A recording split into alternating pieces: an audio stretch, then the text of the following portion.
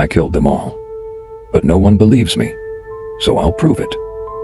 That's what 46-year-old Marcus Venn whispered at the end of his interview with police, right before walking out of the station, free to go. Welcome back to 365 Days of Darkness, the true crime series that exposes a chilling case every single day. If you haven't yet, hit that subscribe button, because today's story will leave you questioning how justice can fail, even when the killer tells the truth. This story begins in 2002 in rural Nebraska. A string of unsolved disappearances had shaken 3 nearby counties. All women, all between 30 and 50. No connection between them, except that each one was last seen near Route 17. By the time Marcus Venn walked into the sheriff's office in 2004, there had already been 4 missing persons cases with no leads, no suspects, and no trace of the victims. But Marcus didn't come in as a witness. He came in with a confession. He told deputies he was responsible for the women's disappearances. He even described some of their clothes, how they begged, where he'd buried them. But the problem?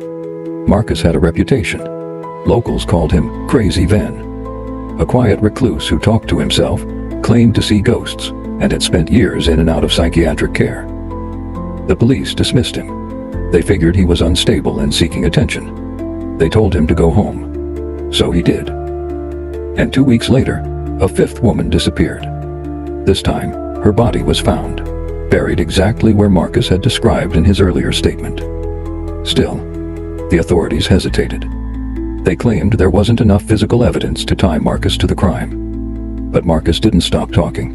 He sent handwritten letters to newspapers, each one including specific disturbing details only the killer would know.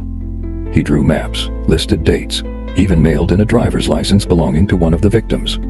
Still, nothing. It wasn't until he was caught on CCTV attempting to leave a 6th woman's body in a roadside ditch that he was finally arrested. He pleaded guilty without hesitation. At his sentencing, he stared at the judge and said, "You could have stopped me after the first confession. You chose not to. 6 women lost, 6 families destroyed, all because the truth was too disturbing to believe, when it came from someone they didn't take seriously." Marcus Venn is now serving 6 consecutive life sentences in a maximum security facility. But the sheriff's office has since reopened 4 more cold cases, all with similar patterns. Cases that occurred before Marcus ever walked into that police station. So the real question remains, how many more victims are still out there, waiting to be discovered? Let me know what you think in the comments.